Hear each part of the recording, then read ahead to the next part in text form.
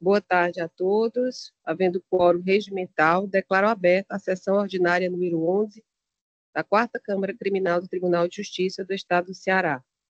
Hoje, 23 de setembro de 2025, às 14h04, na forma híbrida. Comigo hoje, a desembargadora Vânia Fontinelli Pontes, a desembargadora Ângela Tereza Gondim Carneiro Chaves.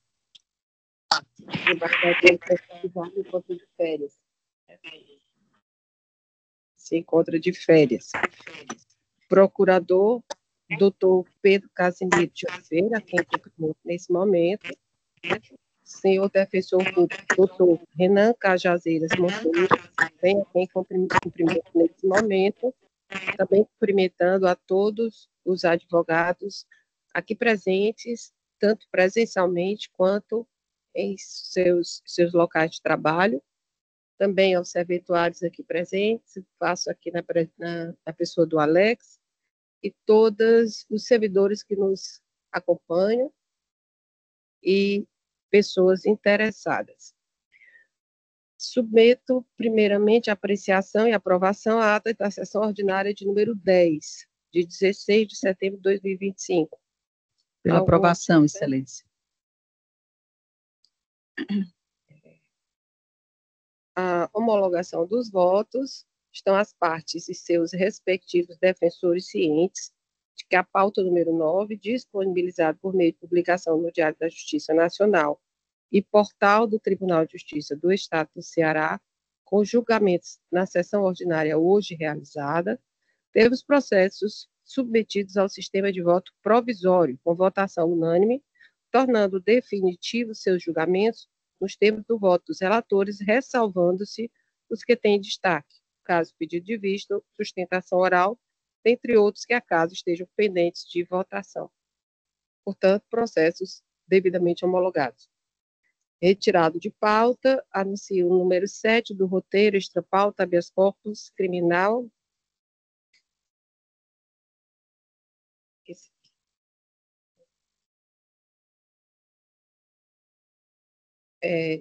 Adiado para a sessão ordinária do dia 30 de setembro de 2025. Número 14 do roteiro extra-pauta, habeas corpus criminal, número 062-8195-30-2025-806. 4 zeros. Processo de relatoria da desembargadora Vânia Fontinelli Pontes. Também adiado. Número 35 do roteiro extra-pauta, conflito de jurisdição, número 0000-398-31-2025-806-0000, processo de minha relatoria. Você pode confirmar só esse outro? Passo agora a leitura do pedido de vista que eu fiz na última sessão, habeas corpus criminal número 062-7635-88-2025, processo da minha relatoria, que eu pedi vistas para melhor examinar. E já submeti o voto vista a vossas excelências. Passarei a leitura da ementa. Ementa penal, processual penal, habeas corpus, organização criminosa, excesso de prazo para formação da culpa, reavaliação da prisão preventiva, matérias superadas, sentença condenatória superveniente, manutenção da segregação cautelar, novo título prisional, perda do objeto, ordem prejudicada. Vou passar somente para as razões de decidir, explicando mais ou menos o que se passou. Em sessão ordinária de julgamento da 4ª Câmara Criminal, realizada no dia 16 de setembro de 2025, após a sustentação oral do impetrante, seguida de pronunciamento da douta Procuradoria-Geral de Justiça, esta relatoria solicitou vista dos autos para melhor exame da matéria. Ocorre que da consulta dos autos originários, número 0037-11743-2024, observou-se que, em 17 de setembro de 2025, um dia após o sobredito pedido de vista, foi prolatada a sentença, restando o paciente condenado a pena de 8 anos e 3 meses de reclusão, além de 277 dias multa a ser cumprido em regime inicial fechado, como incurso na sanção do artigo 2º, parágrafo 2º da Lei 2.850/2013. Na ocasião, ao se considerar a gravidade concreta da conduta, bem como a permanência do acusado em cárcere durante todo o processo, a prisão preventiva foi reavaliada, sendo negado o direito de ele recorrer em liberdade. 5. Em perspectiva, se encontra superada a alegação de constrangimento ilegal por excesso de prazo para a formação da culpa e por ausência de reavaliação da medida cautelar extrema, tornando prejudicado o lit pela perda de objeto, uma vez que, após proferida a sentença, a segregação do paciente passou a decorrer desse novo título, que não é objeto desta impetração. Colho os votos das eminentes desembargadoras. O voto da desembargadora Vângela. Acompanho Vossa Excelência. O voto da desembargadora Ângela. Com a relatora pela perda sobreveniente do objeto. Obrigada.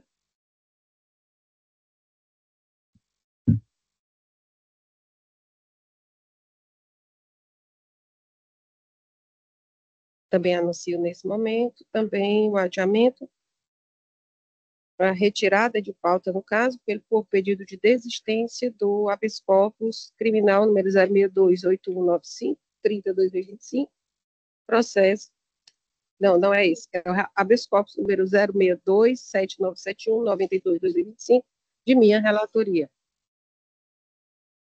Farei agora algumas observações para a sustentação oral sobre os processos com segredo de justiça. Ficam os defensores cientes de que todos esses processos devem ser omitidos os nomes das vítimas nos termos das legislações pátrias.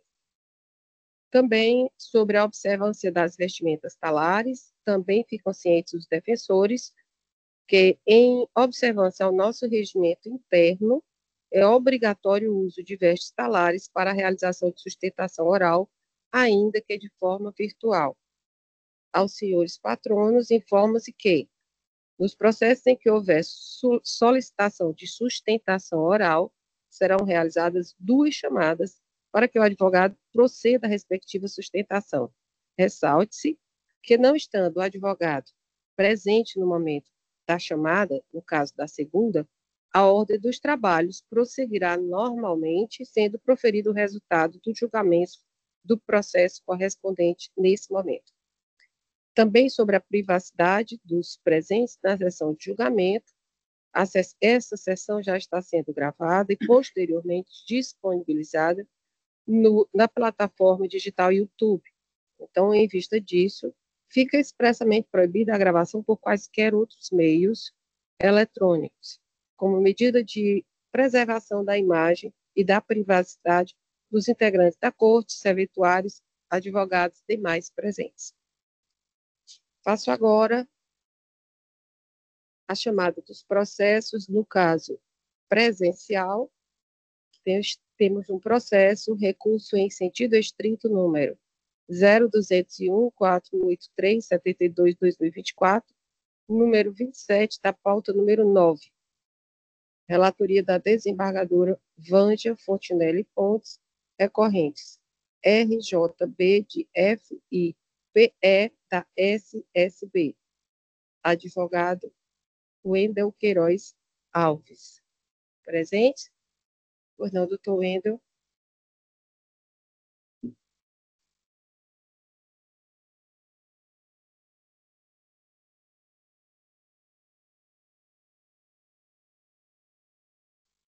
Boa tarde, excelências.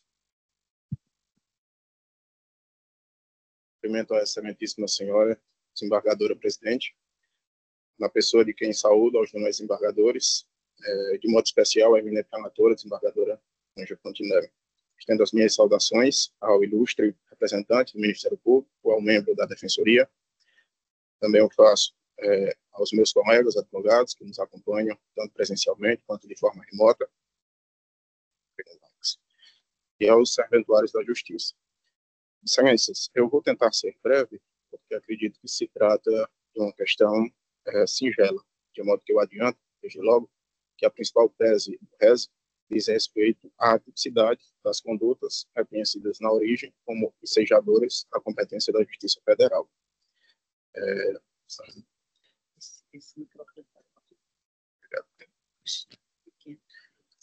Antes, no entanto, quero rememorar o inquérito policial.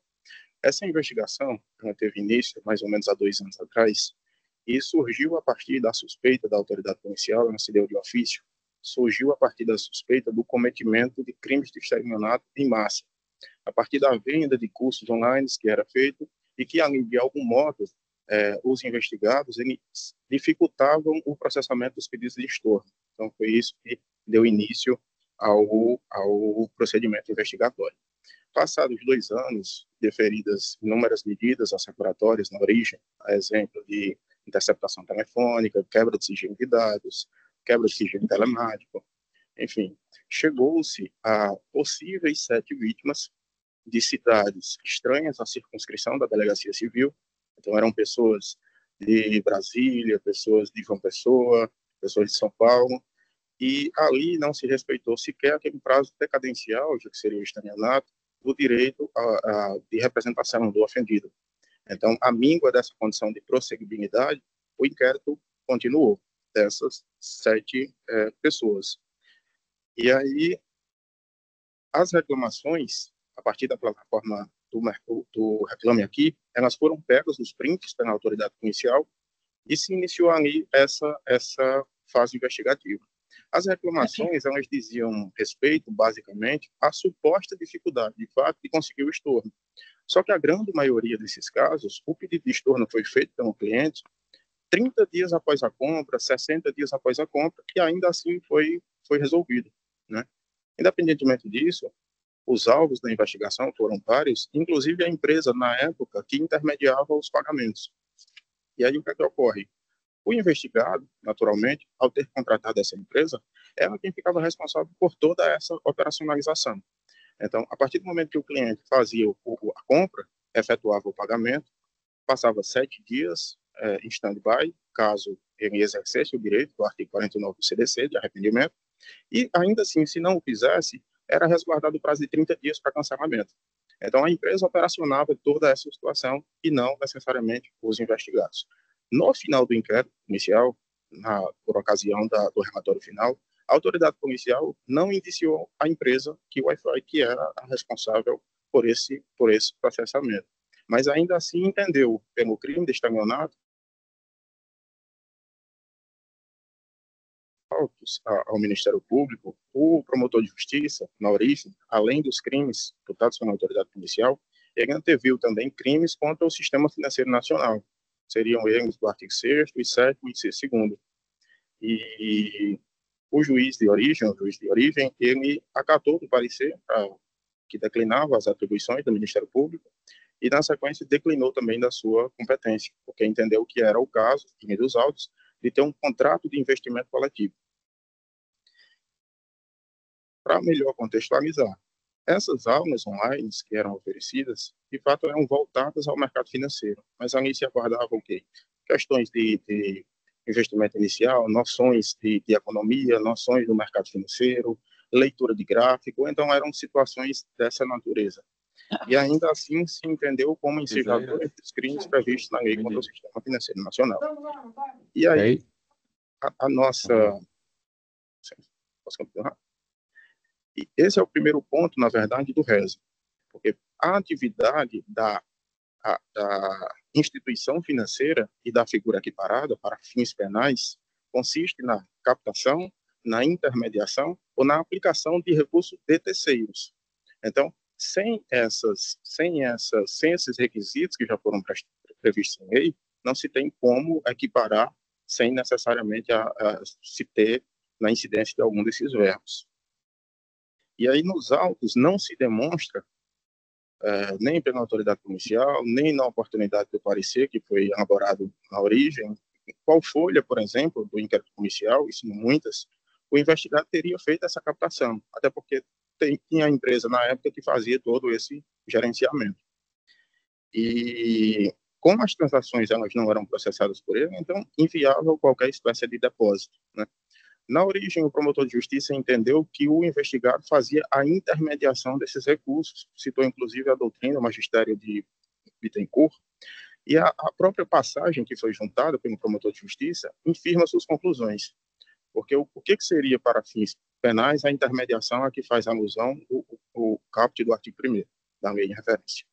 O intermediador, ele atua como uma ponte. O agente superavitário é o agente que tem recursos, tem disponibilidade em emprestar, e o agente deficitário é aquele que precisa daquele recurso ali para poder alavancar os seus investimentos. E aí o intermediador atua como um mediador. Então, ele vai unir quem precisa a quem tem disponibilidade de fornecer. E essa ponte nunca foi feita. Um exemplo disso, que a própria doutrina dá, é a questão do empréstimo. Esse seria o exemplo mais lógico de toda a situação. E aí não se tem isso nos autos, não se tem indícios mínimos.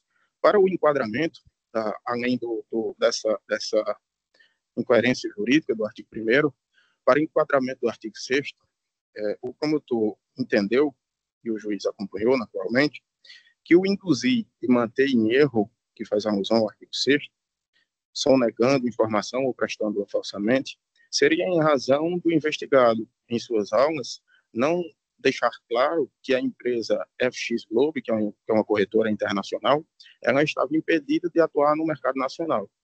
E aí a gente tem, de fato, uma meia-verdade. Todas as corretoras internacionais, elas são impedidas de atuar no mercado doméstico. Isso é uma medida protecionista que praticamente todos os países seguem.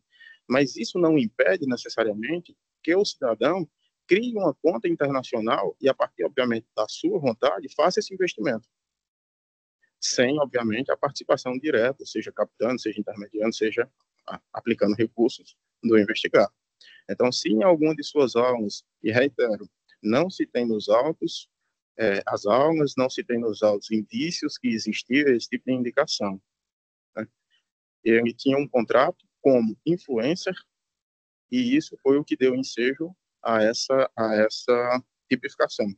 Ou seja, é um aspecto estranho ao que a lei prevê, porque a lei prevê que a sonegação seja referente a uma operação específica ou a situação financeira da empresa, de modo que ali se crie, manipule os dados para induzir, de fato, a pessoa a erro, tolhendo dela a informação que se tem ou prestando falsamente.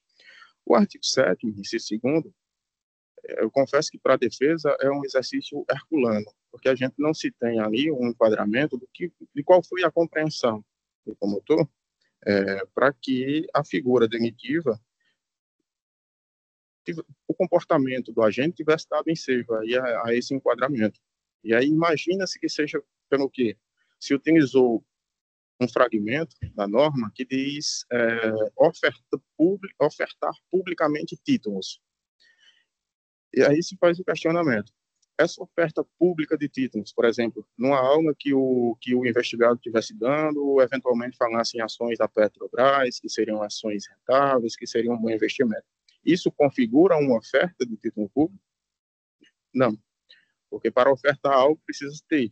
Então, para o enquadramento dessa lei, segundo a jurisprudência, segundo a doutrina especializada, é necessário que se tenha os títulos e que se exponha à venda de forma incorreta, sem, obviamente, ser submetido ao crivo das instituições que, como a CVM, que resguardam essa modalidade. O juiz, um terceiro ponto, quando ele abordou a questão do contrato de investimento coletivo, ele o fez com base no entendimento do Superior Tribunal de Justiça. E lá, data vem, o próprio julgado infirma as conclusões do julgador, porque lá o STJ define o que é essa construção jurisprudencial em torno do termo contrato de investimento coletivo. E lá se diz, abre aspas, só pode ser considerado como tal se verificado o implemento dos seguintes requisitos cumulativos. 1. Seja ofertado publicamente. Não existiu oferta pública de títulos, até porque os investigados não detinham nenhuma ação.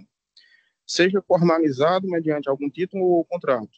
Não existe instrumento contratual nos autos com cliente algum que remeta a essa situação. E 3. Estipulem algum tipo de participação, parceria ou remuneração cujo rendimento advém do esforço do empreendedor ou do terceiro. Isso também não se tem nos autos.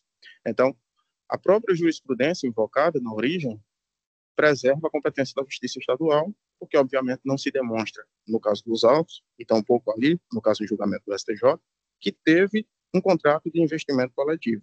Nenhum dos requisitos listados no acordo está presente no caso dos autos. E vale lembrar, muitas questões abordadas no inquérito policial, ela remete a supostas irregularidades que é de competência da CVM. Então, a gente tem aqui, na verdade, um limbo um pouco perigoso.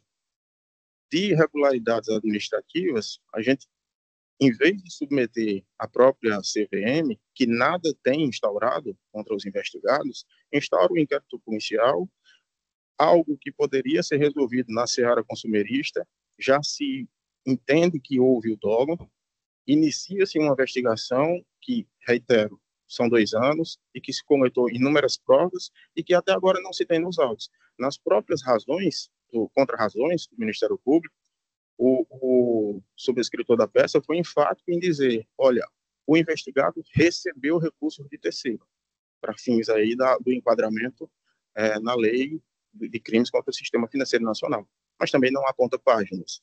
Então, essa é a maior dificuldade que a defesa tem de construir argumentos com base em indícios concretos que venham a ser trazidos pelo órgão acusador. E, obviamente, essas irregularidades como competências da CVM não competeria de início à própria Polícia Civil.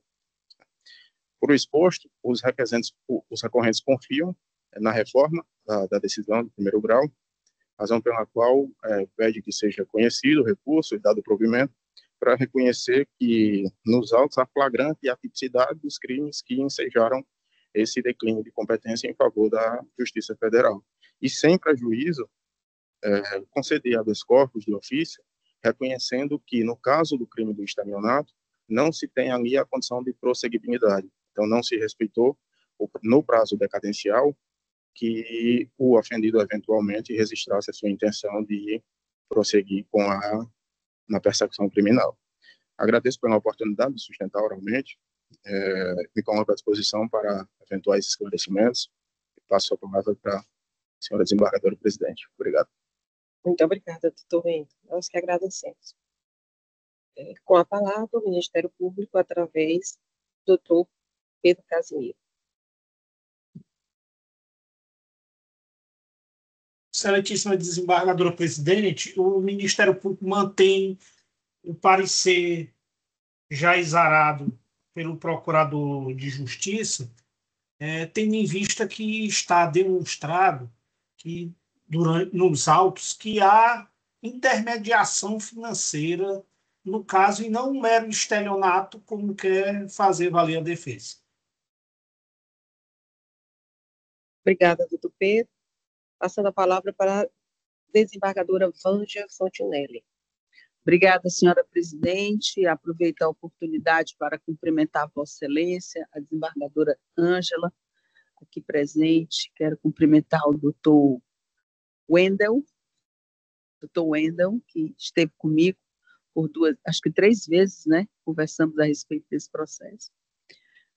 Cumprimento o Ministério Público na pessoa do doutor Pedro, a Defensoria na pessoa do doutor Renan Cajazeiras e os advogados que estão virtualmente participando dessa sessão, aos servidores que também estão virtualmente, a Thaís, nossa secretária da Câmara, o Alex, o oficial do meu gabinete, que também está aqui sempre nos ajudando, e na pessoa dos dois eu cumprimento todos os que estão, todos os serventuários, todos os servidores que estão aqui nos colaborando com o funcionamento dessa Câmara, a Força Pública, que está representada pelo policial Davi Santos. Senhora presidente, desembargadora Ângela e doutor Wendel, quando o senhor esteve conversando comigo a respeito do assunto, eu realmente julguei que se tratasse apenas de um curso, da venda de um curso, mas examinando os autos, nós percebemos que há captação de recursos no mercado. Eles não são títulos, realmente não são títulos, mas há a captação coletiva de recursos no mercado. Há, inclusive, a intermediação de terceiros, e eu faço esse detalhamento no voto a respeito das técnicas e das estratégias utilizadas, não é? Mas simplificando bastante aqui, até porque o voto vai ser disponibilizado logo a seguir, tem áreas de pirâmide. Pelo menos foi assim que eu entendi.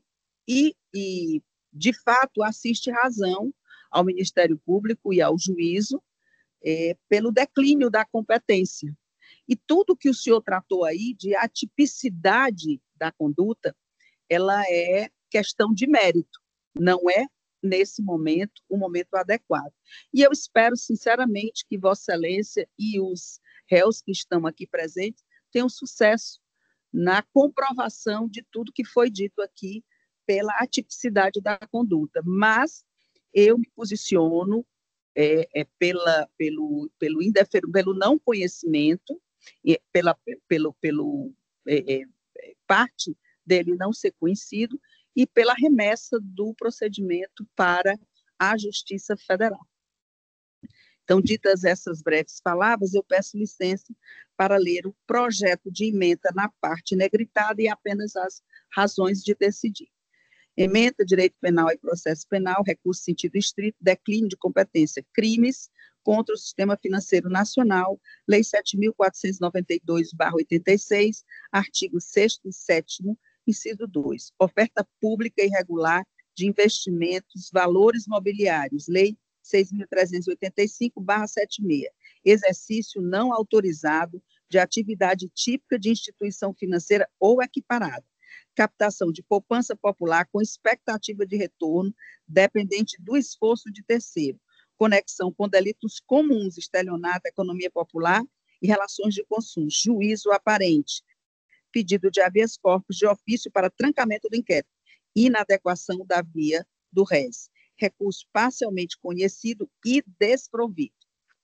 E eu passo aqui as razões de decidir. Tipicidade setorial em tese, elementos informativos apontam para a estrutura multifásica de captação e intermediação, funil de aquisição de redes sociais, promessa de ganhos, uso de robôs finais e copy trading, com delegação decisória ao ofertante e captação de poupança popular, presentes em tese, e aí o senhor vai argumentar na instrução sobre a questão da atipicidade, os traços de contrato de investimento coletivo, bem como de exercício não autorizado de atividade típica de instituição financeira equiparada. A qualificação jurídica recai sobre a realidade econômica do arranjo e não sobre o rótulo como curso ou mentoria.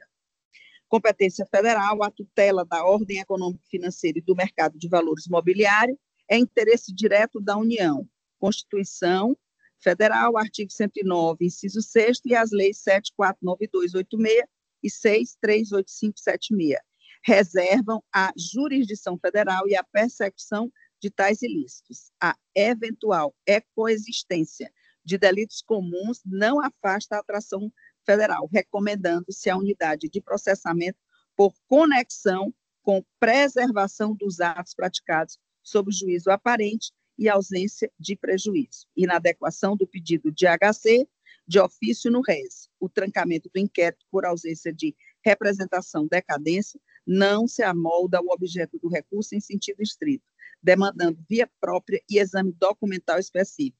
Ademais, o procedimento abrange outros tipos que prescindem de representação, o que inviabiliza o trancamento global. Recurso parcialmente conhecido e, na parte conhecida, desprovido.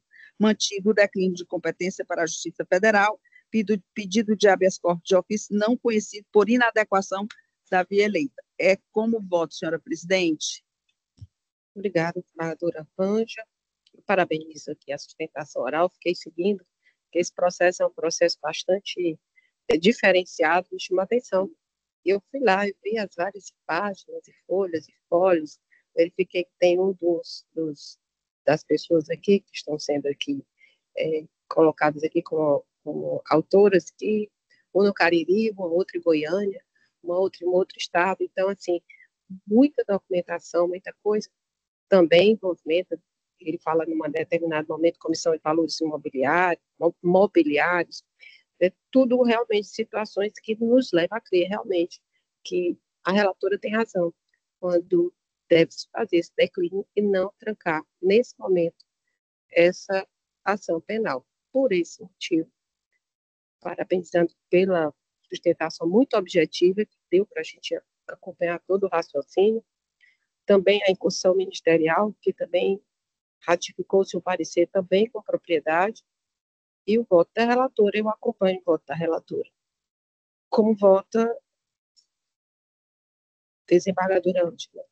Muito obrigada, senhora presidente. Parabenizo também o doutor Wesley pela sustentação oral, e da mesma forma que a relatora e a revisora desembargadora Silvia, esse recurso interdistrito, ele foge um pouco do que normalmente nós costumamos apreciar, exatamente porque é uma matéria mais afeta a Justiça Federal do que a Justiça Estadual. Vossa Excelência combate a decisão de declínio de competência e argumenta que a tipificação estaria mal colocada, mal enquadrada. E a gente se sente até tentado a pensar que se trata de um estelionato da competência da Justiça Estadual. Mas eu vou acompanhar o voto da eminente relatora. Vossa Excelência vai ver quando ela disponibilizar, porque ela esmiuça bem todas as razões pelas quais ela entende que, a princípio, a priori e em tese, nos limites que nos são dados a conhecer nesse tipo de recurso, porque nós não estamos julgando uma apelação, mas uma decisão interlocutória, nos parece ser que se trata de delito da competência da Justiça Federal. E quanto ao arquivamento de inquérito, a conversão, o recebimento do RES como HC, também não só a inviabilidade da via, mas até nos habeas corpus a gente se resguarda muito em trancar inquérito, né? Porque a ideia é a de que, havendo indício de autoria e materialidade delitiva, a regra é deixar que a investigação transcorra sem a interferência e o trancamento, a não ser em hipóteses muito específicas, que é uma das que Vossa Excelência argumenta, que é a tipicidade da conduta. Entretanto, não vejo como obstacular o prosseguimento do inquérito policial. Então, por essas razões, eu acompanho integralmente o voto da relatora, não sem antes parabenizar tanto o manejo do RES, quanto a sustentação oral, e quanto a forma que Vossa Excelência foi conduzindo sua argumentação. Parabéns.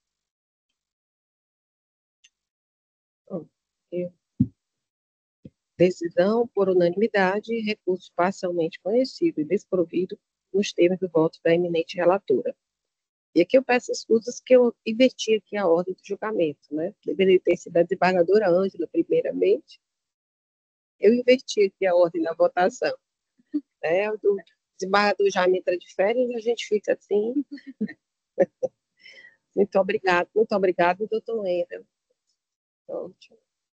Próximo processo, já em fase virtual, agravo de execução número 80.00.820.66.2022, número 1 da pauta número 9, da minha relatoria, agravante Gilcimar Rugel Amado e advogado doutora Natasha Duarte Soares. Doutora Natasha, a senhora nos escuta bem? Sim, Excelência. Nós também a escutamos bem. A partir de agora, a senhora tem 15 minutos. Obrigada.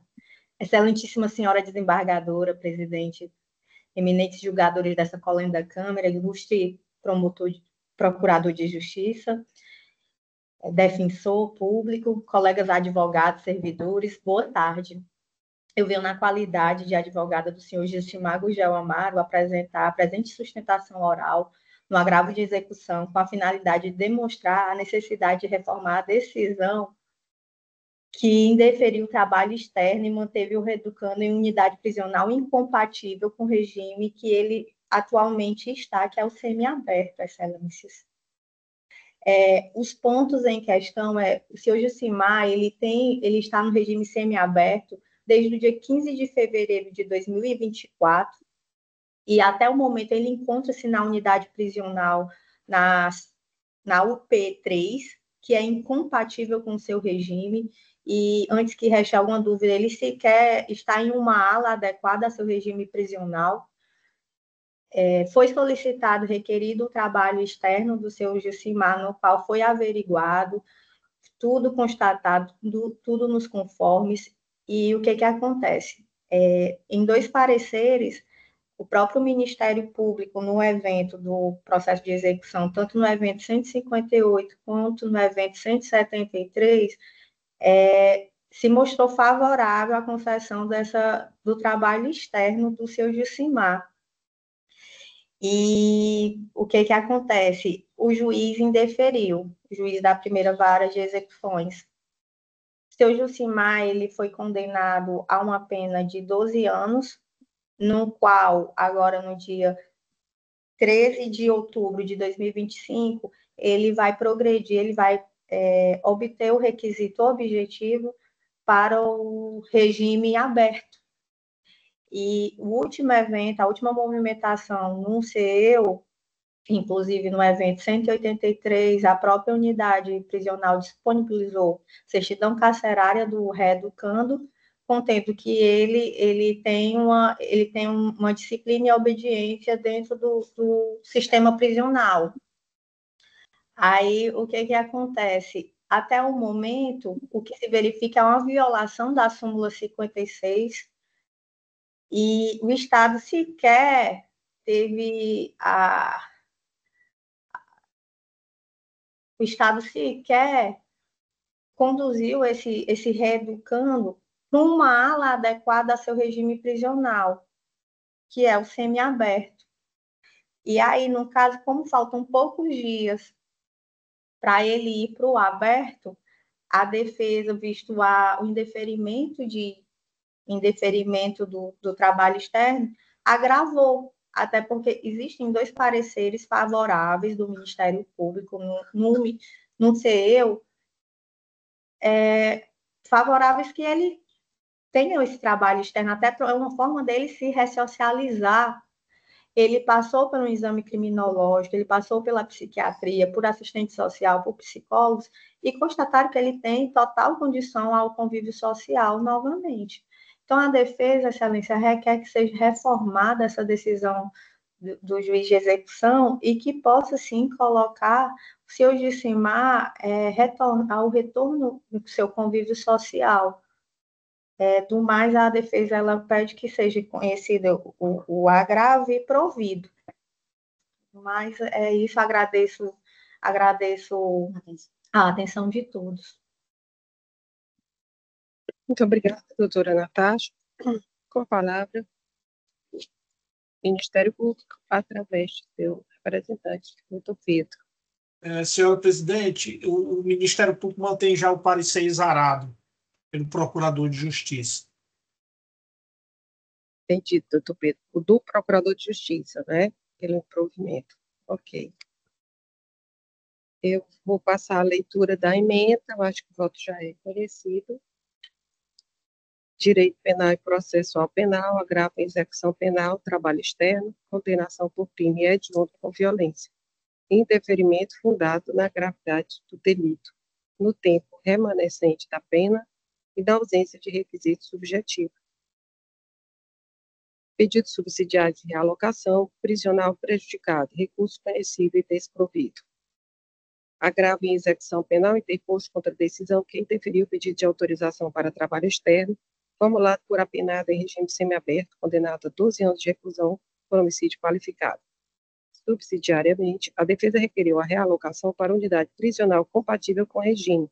O juízo de origem manteve a decisão e a Procuradoria-Geral de Justiça opinou pelo desprovimento.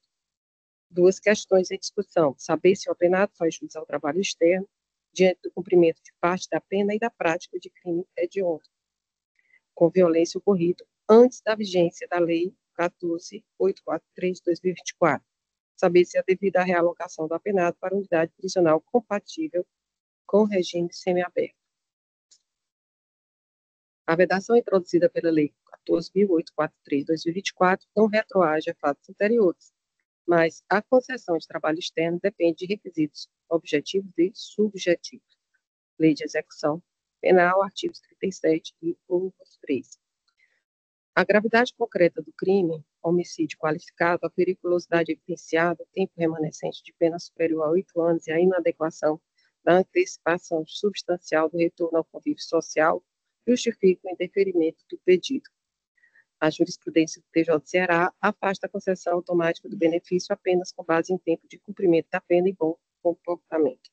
Quanto ao pedido de realocação, verificou-se no seu que houve determinação de transferência do apenado para a ala do regime semiaberto, razão pela qual resta prejudicado o pleito. Agravo em execução conhecido e desprovido. Esse é o meu voto. Como vota desembargadora Ângela? Acompanho Vossa Excelência. Como vota desembargadora Ângela? Acompanho Vossa Excelência, bem porque Vossa Excelência colocou um julgado meu no corpo do seu voto, no mesmo sentido, em situação análoga, então eu não votaria diferente no que diz respeito à concessão de trabalho externo nessas condições: elevado saldo de pena remanescente, pouco tempo no regime intermediário, e, ademais, diferentemente do que foi dito pela advogada do agravante, Vossa Excelência nos fez ver que já houve adaptação das condições do cumprimento da pena ao regime semiaberto em ala apropriada. Então, acompanho integralmente o voto. Eu vou para 177, agora para a ala da unidade, para a ala de semiaberto, diante da decisão do movimento 67.1 aqui. E também a gente verifiquei até o dia de hoje, mais ou menos, que já tem um oficial de justiça que foi ao local, realmente existe uma oferta de trabalho para ele, quer dizer, tudo isso pode ser reconsiderado agora em uma nova, né, um novo pedido, uma nova orientação com relação ao lapso temporal. Então, por unanimidade, recurso conhecido e desprovido, pedido subsidiado de realocação prisional prejudicado nos termos do voto terminante da relatora. Próximo processo. Obrigada, doutora Natasha. Boa tarde. Boa tarde. Próximo processo, apelação número 01517418/2019, número 31 da pauta, número 9, Segredo de Justiça, desembargadora Vângela Fontenelle Pontes é a relatora. Apelante, apelado, GJLS, advogado, doutor Hernando Shoa Sobrinho. Presente, doutor Hernando. O senhor nos escuta, doutor? Boa tarde, Excelência. Escuto muito bem. Cumprimento a todos nessa oportunidade. O senhor, a partir de agora, terá 15 minutos para a sua sustentação. Obrigada. Senhora presidente, na honrada pessoa de Vossa Excelência, cumprimento as insígnes desembargadoras e o insigne desembargador que integra a 4ª Câmara Criminal do Tribunal de Justiça do Estado do Ceará. Cumprimento extensivo ao senhor Procurador de Justiça, ao senhor Defensor, à senhora Secretária, às senhoras e senhores servidores do Tribunal de Justiça do Estado do Ceará, senhoras e senhores advogados que acompanham esta sessão de julgamento. O caso em julgamento, ele tem uma sentença condenatória sobre a qual incide 2 recursos de apelação, um manejado pelo Ministério Público e outro manejado pela defesa. No recurso ministerial, a pretensão esboçada é de aumento da pena em decorrência de um possível reconhecimento de continuidade delitiva. Quanto a esse ponto, é bom que se recorra às razões fundamentais da decisão apelada, porquanto nela está muito claro que não há prova nos autos, não há prova nenhuma confiável, segura, extrema de dúvida, que permita a consideração dessa continuidade delitiva, o que, obviamente, afeta a pretensão ministerial de ver essa pena aumentada em razão deste reconhecimento. Então, sem mais delongas, as nossas razões quanto a esse ponto específico, elas se repercutem nos próprios fundamentos da decisão, que afasta ali a continuidade delitiva. No que diz respeito ao nosso recurso de apelação, ao recurso de apelação da defesa, nós vamos mais além. Nós questionamos os fundamentos da decisão no que diz respeito a essa condenação. Verificamos um processo que está permeado de contradições, principalmente em relação à palavra, me permitam assim considerar, da suposta vítima, contradição dela com ela própria, contradição dela com as pessoas que vieram depor no processo. No caso específico, as pessoas indicadas pela acusação, a mãe, um tio e uma amiga da família. Todos souberam a respeito daquilo que ela informou apenas por ela. Não tiveram ali a oportunidade de presenciar nenhum dos fatos que ela alega de forma vacilante nos depoimentos que presta, nos múltiplos depoimentos que prestou, e também numa carta que escreveu, que nós não sabemos ao certo se é de sua autoria, nem quando exatamente ela foi escrita. Nós procuramos, na peça, mostrar e demonstrar muito cabalmente todas as contradições ali presentes e, principalmente, destacar um ponto que envolve a sanha acusatória do tio da suposta vítima em relação ao acusado. Ele faz inúmeras considerações que chamou a atenção da defesa, porque até então nós não tínhamos conhecimento a respeito daqueles fatos que ele imputou para realçar a acusação primária que estava sendo feita pela sua sobrinha. Dentre essas imputações, ele falava em pedofilia, ele falava em práticas de ato dessa natureza nos Estados Unidos, numa cidade do interior do Ceará. Suscitou-se a questão de um procedimento que teria sido instaurado na Polícia Federal para a apuração desses fatos. Mas nada disso foi acompanhado de provas substanciais dessas afirmações. Então, nós pedimos ao juízo a providência de oficiar a Polícia Federal e também de averiguar os antecedentes criminais do acusado para saber se havia alguma procedência naquilo que estava sendo imputado pelo tio da suposta vítima. A Polícia Federal informou em ofício que não havia nenhum procedimento em nome, não havia e nunca houve nenhum procedimento em nome do apelante, assim como seus antecedentes criminais não registram qualquer situação que indique prática de crime ou de contravenção penal.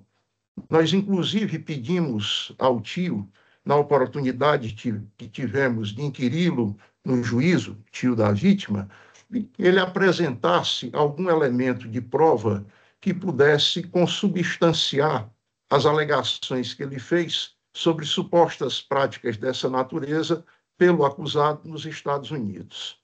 Algum documento, alguma informação de procedimento policial ou judicial aberto naquele país, alguma testemunha que pudesse ser indicada para ser ouvida em juízo, mas absolutamente nada nesse sentido foi trazido. O que nos despertou a suspeita quanto a ressentimentos do tio em relação ao apelante, cujas razões nós desconhecemos, mas percebemos muito claramente que são ressentimentos bastante fortes e que justificariam a leviandade de uma falsa acusação grave como essa.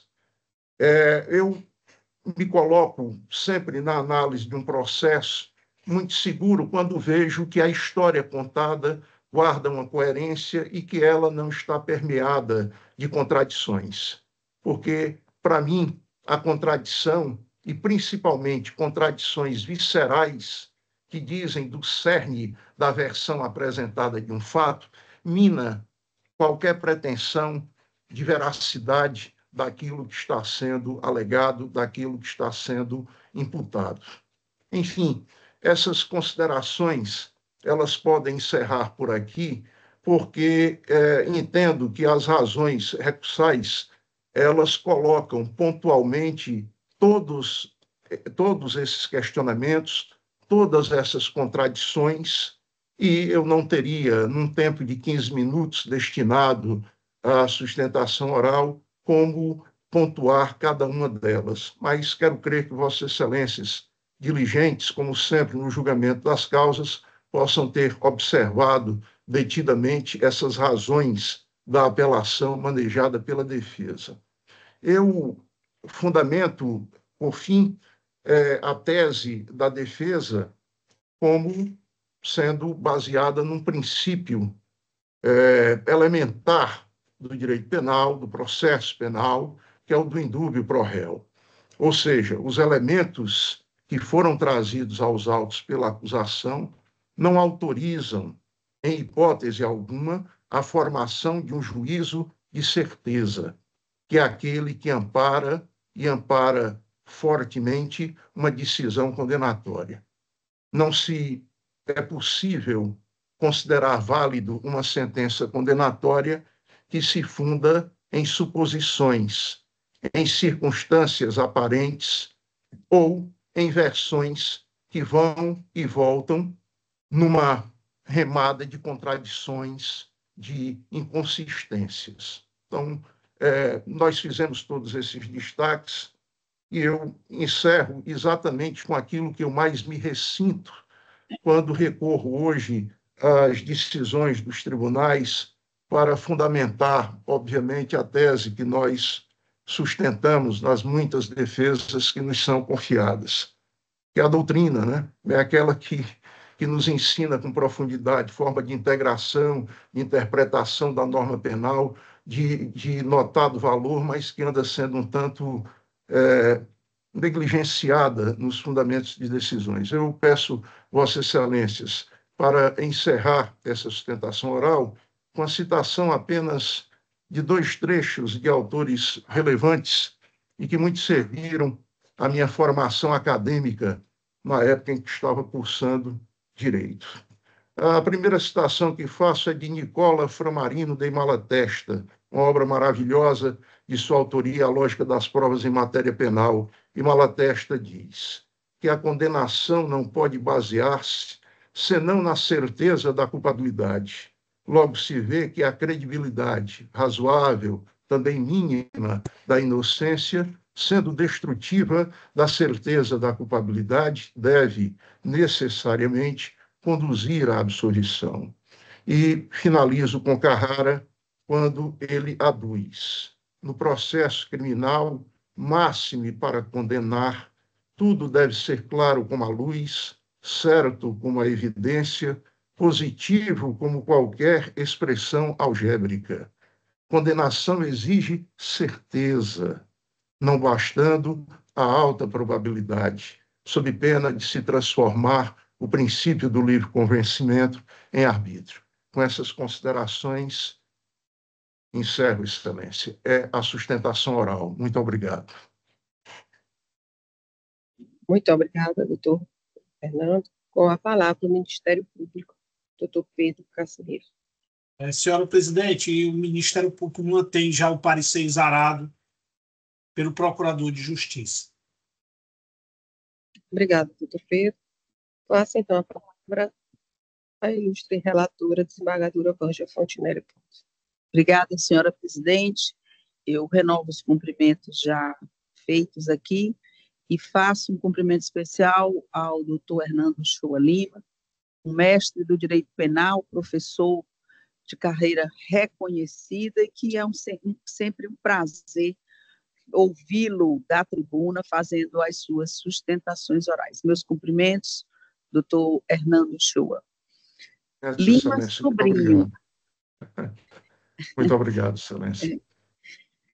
Senhora presidente, é muito difícil, como diz o desembargador Henrique, é muito difícil discordar do doutor Hernando Shoa Lima, mas, pelos fatos aqui trazidos, infelizmente, eu tenho essa obrigação. É por todos nós sabido que crimes dessa natureza, a palavra da vítima ela tem especial relevância. E, nesse caso, a vítima detalha as ocasiões em que foi abordada e a maneira como ela foi abordada pelo apelante. Todos os que foram ouvidos na instrução ouviram o relato da vítima, e o relato dela é muito seguro. O tio da vítima, que era amigo, muito amigo do apelante, tão amigo que esses crimes aconteceram porque eles conviviam com uma certa frequência e havia uma confiança na relação. Então, o tio que tem uma habilidade em tecnologia, então passou a procurar informações do apelante nas redes sociais e encontrou, infelizmente, alguns relatos, e acho que por isso que o doutor Hernando Shoa trouxe aqui esses fatos, mas esses fatos não estão em julgamento. Em julgamento está o fato em que figura a vítima, que está lançada aqui nos autos, e o apelante. Então, senhora presidente, é um caso clássico que todos nós conhecemos, em que as testemunhas ouvidas, elas relatam o que ouviram da vítima, porque crimes dessa natureza, nessas circunstâncias, eles são cometidos às escondidas mesmo, e os seus autores fazem tudo para não serem objeto de nenhuma observação. Então, senhora presidente, desembargadora Ângela, eu considero que o voto traz todos esses relatos e traz toda a motivação, de forma que eu estou indeferindo o recurso da defesa e provendo o recurso do Ministério Público. E eu peço, então, licença para ler o projeto de ementa, que eu acho que é suficiente para a compreensão.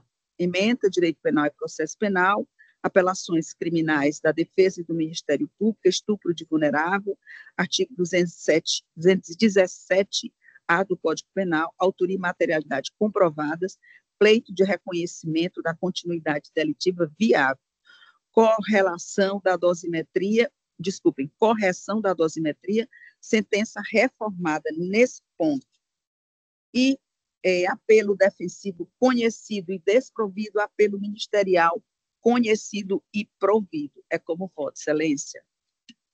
Com a palavra, a desembargadora Ângela. Muito grata, senhora presidente.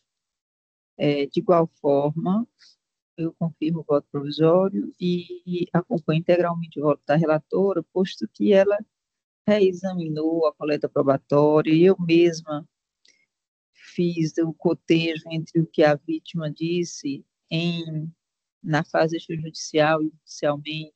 Foram ouvidas a mãe dela, o próprio tio, né, lá na fase inquisitorial.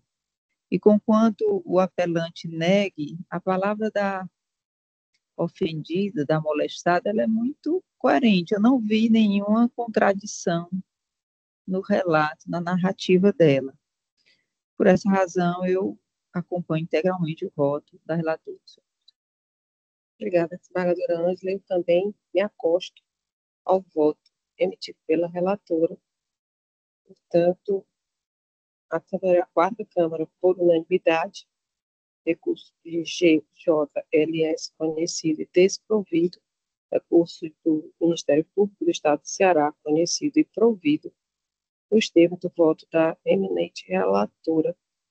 A senhora poderia só consignar o valor da pena, desembargadora Ângela, que a gente não, desembargadora Vângela, não constou aqui o valor final da pena, como ficou Não tem no voto? Não, tem. Sim, certo. Desculpem, é verdade. A incidência da continuidade delitiva na fração máxima de 2/3, redimensiona a pena definitiva imposta ao acusado para 13 anos e 4 meses de reclusão, em regime inicialmente fechado. Obrigada. Desculpe. Eu agradeço, doutor. Boa tarde. Dormi aí. Próximo processo, apelação número 023-30-044-83-2020, número 23 da pauta número 09. Da minha relatoria, apelante Henrique Silva de Oliveira Trapista, e o advogado doutor Francisco Leandro Furtado, presente.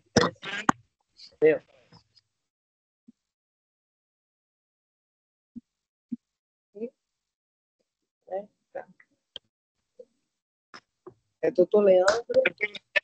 Sim, excelência. Ouvido. Francisco Leandro Furtado. Doutor Leandro, o senhor dispõe de 15 minutos. O senhor está me escutando? Ouvido, excelência. Ótimo. A partir de agora, o senhor tem 15 minutos para fazer sua definição. Obrigada. Excelentíssimo presidente, dos embargadores, promotor de justiça, o procurador de justiça, colega de advogado e o secretário da justiça. Eu os cumprimento, uma boa tarde. Excelência, trato de ação penal, com qual o senhor Felipe Henrique Oliveira foi condenado, constado e condenado. Contudo, a defesa entende que não há justa causa para um decreto condenatório, tendo visto que não existe, ao menos, duas ilegalidades e sendo considerado suficiente para que o réu seja absolvido. E aí eu explico. O réu foi abordado, o motivo que levou o réu a ser abordado na equipe policial foi... Doutor Leandro, o senhor pode aumentar um pouquinho o seu som? A gente está escutando, mas para ficar um pouco mais audível.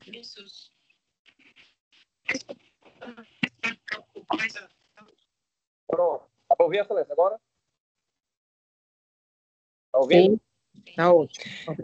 Os motivos que levaram os policiais a abordar o acusado foi a existência de um suposto roubo, de participação do veículo 2 dias antes. E o acusado, ao ser abordado, foi encontrado apenas uma trouxinha de maconha para uso próprio, E, após ser encontrada essa trouxa de maconha, os policiais pegaram o acusado, forçaram a apontar a casa onde ele comprou essa maconha e lá entraram sem a permissão do proprietário, sem a permissão do réu e encontraram outros entorpecentes.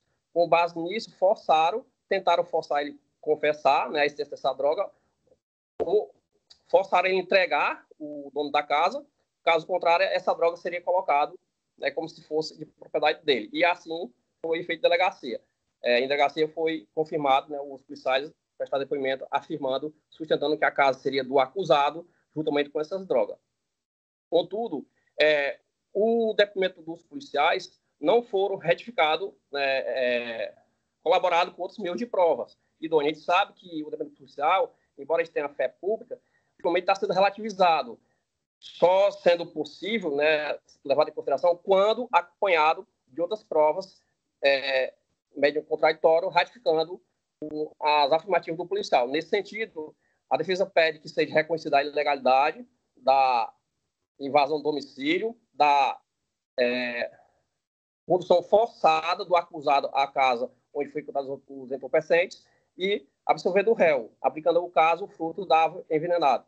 Não sendo esse entendimento, Vossa Excelência, também há que ser observado uma outra ilegalidade. Na audiência de instrução e julgamento, tinha uma testemunha ocular que essa testemunha ela mora em um residencial, uma vila próximo da casa onde o réu mora, e sabe que a casa onde a droga foi encontrada não pertence ao réu, e sim uma outra pessoa lá que o réu não quis identificar por medo de represália. Tanto é que foi feito um boletim de ocorrência e juntado nos autos do processo. Eu disse, a defesa pede que seja reconhecida essa ilegalidade, afastada dos autos do processo, consequentemente absolvendo o réu por falta de prova. Não sendo esse entendimento de Vossa Excelência, no mérito, a defesa entende que ainda assim o réu deve ser absolvido, porque como falei, a versão dos policiais, contato de delegacia em sede de juízo, não foram corroborados por outros meios de provas, de modo a validar esses seus depoimentos. Diante disso, a defesa pede que o réu, no mérito, caso não seja requisita as ilegalidades, seja absolvida por insuficiência de prova. É o requerimento, Excelência. Obrigada, agradecemos, doutor Leandro. Com a palavra, o Ministério Público. Doutor Marcos. Senhora presidente, o Ministério Público mantém o parecer exarado pela Procuradora de Justiça. Muito obrigada, doutor Pedro. Passarei a exarar meu voto e peço licença para ler a proposta da emenda, a parte principal da verbetação, que é um voto um pouco longo, mas bem elucidativo, e a emenda, eu acho que só na parte da verbetação já dá para ter um bom entendimento. E em seguida nós faremos a disponibilidade, né, de todos os votos. Direito penal e processual penal. Apelação criminal, tráfico de drogas. 1. Tese das nulidades, descabimento, prova impertinente ou irrelevante, aplicação do livre convencimento motivado, presença de fundamentação cabível, ausência de prejuízo à parte, elemento devidamente apreciado. 2. Tese da violação de domicílio, descabimento, presença de autorização para entrada, exceção constitucional, possibilidade de incursão domiciliar, legitimidade da diligência, presunção iuris tanto de veracidade dos relatos dos agentes públicos, aplicação da teoria do crime de ação múltipla. 3. Tese da desclassificação, descabimento, análise do flagrante, presença de substâncias e apetrechos, estrutura de narcotráfico, incumbência probatória da defesa para a figura do mero usuário. 4. Revisão da dosimetria, manutenção da pena base em patamar inicial, reconhecimento de reincidência, reajuste da atenuante da confissão, súmula número 630 do STJ, tema número 1194, redução proporcional, redimensionamento de ofício das reprimendas, manutenção das consequências penais, recurso conhecido e improvido. E, com relação à dosimetria, a pena restou, com a aplicação da súmula número 630, estou consolidada em 5 anos, 1 mês e 8 dias de reclusão, acrescido de 510 dias multa. É como voto. Como vota a desembargadora Vângela? Acompanho, Vossa Excelência. Como vota a desembargadora Ângela?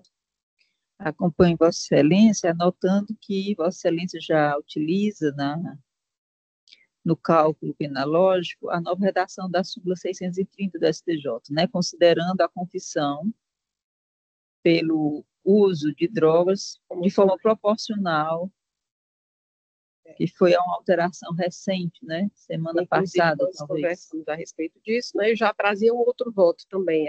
Hoje outro voto desse mesmo sentido, então acompanho integralmente, Vossa Excelência. Agradeço. Muito obrigada. A quarta Câmara, por unanimidade, reconheceu do recurso para desprover nos termos da relatora, aplicando de ofício a redução da pena. Agradeço, doutor Leandro. Hoje, nessa sessão... Obrigado, Excelência. Obrigada, boa tarde. Nessa sessão, tivemos 73 processos. Eu indago se existe mais alguma proposta. Sim, Excelência. Eu queria, não um voto meu, mas de toda a Câmara, né, para a desembargadora Livramento, votos de louvor e reconhecimento pelos relevantes serviços prestados durante a sua passagem profissional pelo Tribunal de Justiça, e também o voto de parabéns pelo aniversário dela. E votos de parabéns também para o desembargador Sérgio. A desembargadora Livramento foi dia 22 de setembro, aliás, é hoje, né? Ontem, E o desembargador Sérgio foi dia 18 de setembro. Obrigada, desembargadora Vângela. E realmente acho que essa é uma menção que todos nós queremos, né? Abraçá-la, parabenizá-la pelo tempo exercido da magistratura exemplar, que só nos dá orgulho de fazer parte de um colegiado onde a desembargadora Livramento se fez presente até o dia de ontem. E vai continuar aqui presente aqui com a doutora Thais, né, que trabalhou com ela, vai aqui continuar aqui nos apoiando e vai ficar para sempre aqui, eu acho que né, das nossas mentes e nossos corações, que realmente a desembargadora Livramento é uma profissional exemplar, né, uma pessoa humana maravilhosa, e eu fiquei bem impressionada no último dia, né, no discurso dela, ela dizer, nossa, você tem que sair com toda a sua produtividade, né, mais ou menos como a energia, né, tem que sair porque uma lei está dizendo que você tem que sair. Mas é assim que as coisas se procedem, e com certeza ela vai ajudar ainda muito ao judiciário de uma outra forma. É isso. Alguém tem mais alguma menção? Embargadora Ângela? Da mesma forma, até me arrependo de ter sido eu a lembrar, mas assim que cheguei ao tribunal, meu primeiro assento foi na 4ª Câmara de Direito Privado, né? É de todos, né? Ótimo, bem generoso da parte da desembargadora. Então, eu ingressei na 4ª Câmara de Direito Privado, que ela presidia, e fiz ainda umas 2 sessões, talvez, com ela, mas até eu chegar, ela era a única mulher naquela Câmara, era o desembargador Duval, desembargador Bizet, desembargador Evandro e ela, né? Mas dava para ver o quanto ela, apesar de ser discreta, né, ela é firme, ela conduz com muita seriedade e com muita tranquilidade as sessões da 4ª Câmara de Direito Privado. Agora, mais recentemente, a gente lembra que ela já estava numa Câmara de Direito Público e com essa reorganização do tribunal ela voltou para o direito privado, né? Então, ela é uma pessoa que sempre aceita desafios, que sempre está disposta a colaborar com a prestação judicial. E apesar da minha pouca convivência com ela, eu desenvolvi essa admiração, realmente, uma pessoa muito discreta, muito, digamos assim, reservada, mas muito boa de trabalhar, muito, não é? Sim, muito tranquila. Ministério Público e a Defensoria se acostam, nossos votos. Sim, excelência. Defensoria se acosta, viu? Se acosta. Obrigada. E eu tenho ela tem uma participação bem forte também. Quando eu era juíza convocada no gabinete da desembargadora Gleides, ela assumiu esse gabinete. Então, eu estava entregando aqui, e ela fez um trabalho que eu não digo que Deus duvidou, mas próximo disso. Deus não iria duvidar, porque realmente deu forças a ela, né? E ela colocou o gabinete em dia.